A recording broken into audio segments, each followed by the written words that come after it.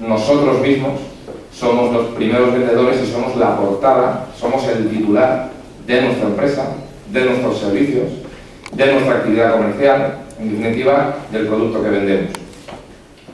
Esa es la razón por la que hace ya un tiempo, después de conocer personalmente a Manuel Jurado, pensamos que también para vender, también para conseguir esos clientes y también para fidelizarlos, es muy importante que sepamos transmitir todo ese bagaje que significa desde el momento que se nos ocurre una idea hasta el momento en el que tenemos decidido y tenemos claro y estamos convencidos que un producto puede salir al mercado, puede salir a la calle y somos nosotros los que somos la avanzadilla de ese producto, porque al final somos nosotros los que directamente nos relacionamos, vamos a jornadas, tenemos oportunidad de promocionar nuestro producto, nuestro propio servicio y nosotros mismos como personas somos también un producto en el buen sentido de la palabra, no para explotarlo, ni muchísimo menos.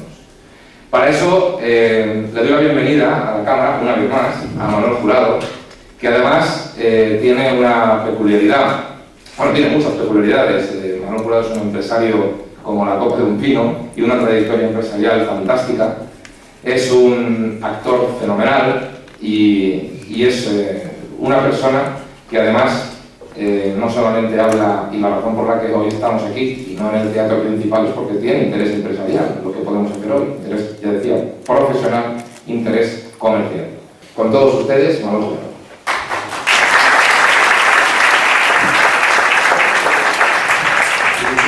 Muchas gracias en primer lugar a Carlos Mazón, a Pilar, a Esther y a Inés, porque me dan la posibilidad de poder hablar aquí. Y empiezo dando las gracias porque hace 38 años, en octubre del año 74, yo recibí el primer curso de oratoria a 60 pasos de aquí, en la antigua sede de la Cámara de Comercio. Y desde ese octubre del 74 hasta hoy, eso me ha marcado. Yo hice, después de ese curso, el Dal Carnegie. He leído infinidad de libros y luego me dediqué a la interpretación. Y si estoy aquí es porque he visto que lo que aprendí de oratoria me ha servido para interpretación y lo que he estudiado de interpretación sirve para oratoria. Y el mejor orador puede ser perfectamente un buen actor.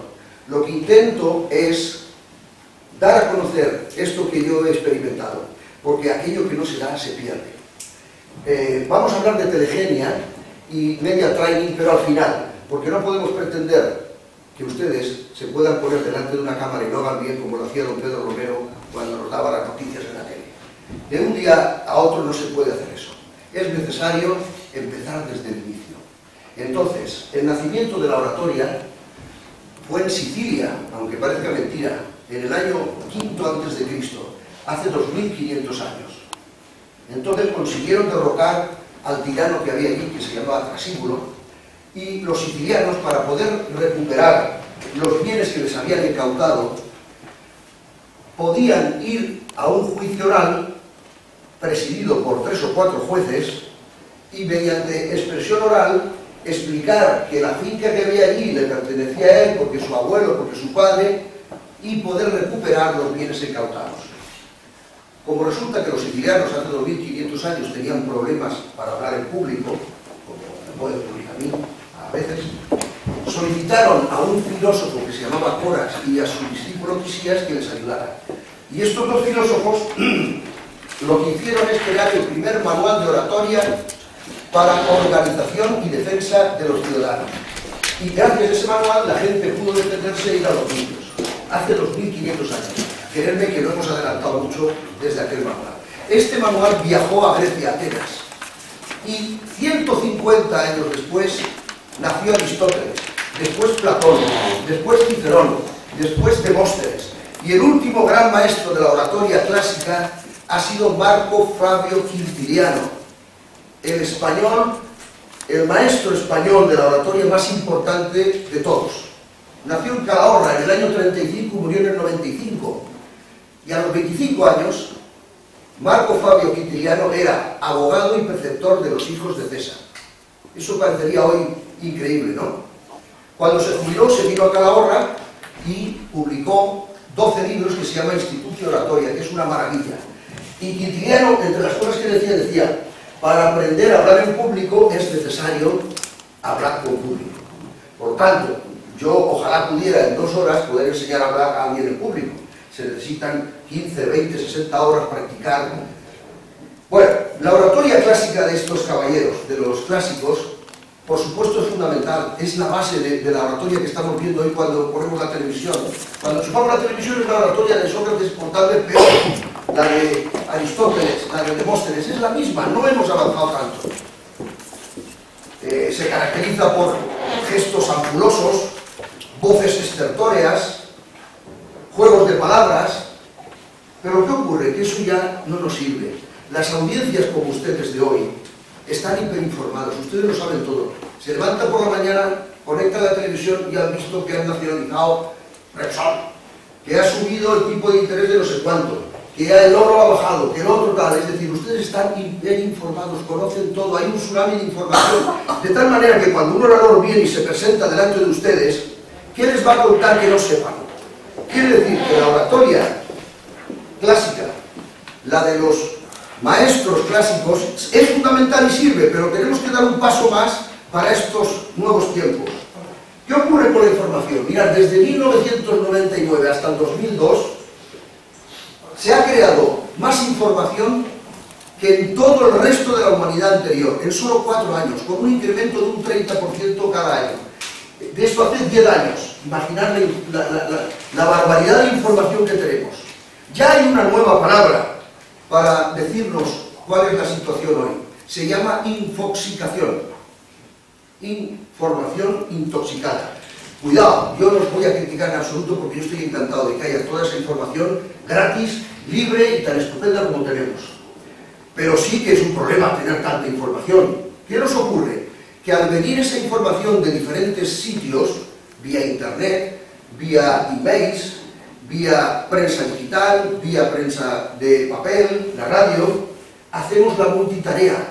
Es normal ver a un señor que está delante de un ordenador enviando 5 emails, bajándote de Lares una película, con las redes sociales de Facebook y con 2 WhatsApps y con el teléfono. La multitarea hoy es algo común, ¿verdad? Pero ¿qué ocurre? Que nuestro cerebro solamente puede hacer una sola cosa a la vez. Tú no puedes hacer 5 cosas a la vez, solo una a la vez. La atención funciona como un foco, como una linterna. Si yo ahora apago las luces de aquí y prendo la linterna y enfoco a Carlos, yo veré a Carlos, pero no podré ver a aquel señor de allí. Y si voy de un sitio a otro, pues al final no veré nada. ¿Qué ocurre con eso? Que es necesaria hoy una economía de atención. Tenemos que centrarnos, tenemos que dedicarnos a mandar WhatsApp, o a bajar las películas, o a mandar los emails, o a lo que sea. Por otra parte, estamos acudiendo a algo que es un nuevo síndrome de Diógenes de información, donde acumulamos y acumulamos. Yo tengo 3 bancos de datos de esos que ya no sé dónde poner la información. Os bajáis PowerPoints, películas, libros, de todo. Pero hay que darse cuenta que hay que distinguir entre lo que es información y lo que es conocimientos. Lo que nos vale son nuestros conocimientos, los que luego podemos utilizar para hacer cosas. Entonces, una información no se convierte en conocimiento hasta tanto no hayáis reflexionado, hayáis comparado y hayáis absorbido esa información y convertida en conocimiento. Como ahora no hay tiempo, todo eso que vemos que sabemos mucho, yo creo que no sabemos tanto. Sabemos dónde está la información, pero no creo que absorbamos o seamos capaces de absorber todo eso. Por otro lado, hay un peligro, y es que estamos sustituyendo el aparato más perfecto del mundo, que es nuestra mente, la que tenemos todos y cada uno de nosotros, de los ojos para arriba, por las maquinitas. Olvidándonos que esas maquinitas las ha hecho la mente nuestra. Es decir, que es necesario tomar conciencia de que toda esa información es estupenda, pero que tenemos que controlarla. ¿Cómo? Seleccionando la información y prestando atención, no a las multitareas. Pero ¿eso cómo influye en la oratoria? Pues sencillamente porque ¿qué le puedo yo contar? Díganme qué le puedo yo contar que no sepa. Si un científico que se dedique a la biología del cáncer dispone de más de 2 millones de artículos científicos para estudiar el cáncer. Si alguno de ustedes es veterinario, bombero, oftalmólogo, lo que sea, tienen toda la información. Por lo tanto, tenemos que buscar nuevas fórmulas para poder... Voy a beber un poco de agua. Mirad, luego os explicaré el tema del agua y de los objetos en escena. Pero siempre los objetos hay que ponerlos, porque si no estaréis pendientes del agua que queda ahí y si bebe o no bebe. Luego lo cuento. Entonces, estábamos diciendo que hoy es muy complicado el poder comunicar. ¿Y cómo se puede comunicar hoy? Hay solo una fórmula: a través de la empatía, a través de la comunicación empática, a través de que el orador intente sentir las emociones que tenéis vosotros e intente dar solución a eso. Si no se hace eso, es imposible comunicar. Vais a dar datos que ya tiene la gente. Y para eso hay que acudir a la inteligencia emocional, lo que inventó Goleman en 1994. Y eso incluye el autoconocimiento, que es conocerse a sí mismo. Eso no es nuevo, eso es de Platón, conócete a ti mismo. Yo el otro día en la arena estaba tomando una sauna y entraron dos caballeros que hacen de Platón ese deporte tan duro que hay, ¿no? Y les pregunté, ¿cómo conseguís vosotros? Es verdad lo que os digo, ¿cómo conseguís aguantar esa prueba de correr de unos patios? Y me dijeron, pues es muy sencillo, hay que entrenarse mucho y conocer tu cuerpo para saber cuándo puedes seguir corriendo o cuándo tienes que parar un poco para poder aguantar. Y yo pensé, pues esto es algo parecido al tema de oratoria. Yo necesito ahora mismo dosificarme para poder estar una hora, hora y media, y necesito además entrenarme, y luego os explicaré cuál es el entrenamiento que hay que hacer. Entonces, además de conocerse a sí mismo, hay que tener automotivación.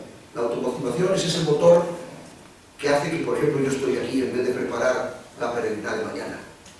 Esa automotivación que a veces dices, ¿cómo es posible que yo haga tantas cosas y que me meta en estos enredos y estas historias? Después está el autoconocimiento, la autoestima.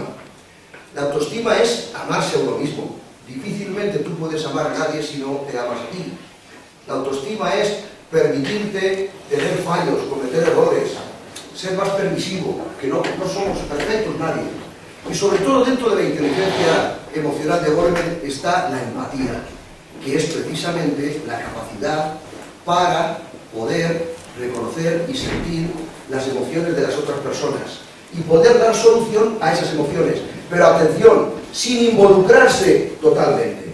Hay ejercicios de empatía que consisten en que tú durante una semana te sientas como se sentiría, pues quien sea, Brad Pitt que se va a casar con la esta, o cómo se sentiría una tortuga, y tú pues, es decir, para desarrollar la empatía, o cómo se sentiría un desempleado con 3 hijos y no tiene empleo. Entonces, mediante ese trabajo se puede conseguir ser empáticos. Hay otro tema interesante y es la resiliencia. La resiliencia es la capacidad de sobreponerse a situaciones dramáticas. El terremoto de Lorca, un incendio, el Titanic ya no queda lejos, pero el tsunami que ha habido hace poco, pues esa gente que sobrevive y que han muerto familiares y que tal, hay que darles un sistema diferente para que vuelvan a la sociedad y se integren. Pero fijaros que esa resiliencia que creemos que es para situaciones dramáticas, yo no sé si habría que estudiar un poquito y ver de bajar los sistemas y que nos ayude un poco a la situación que tenemos a veces de agobio. Y por último están las habilidades sociales, que es saber escuchar.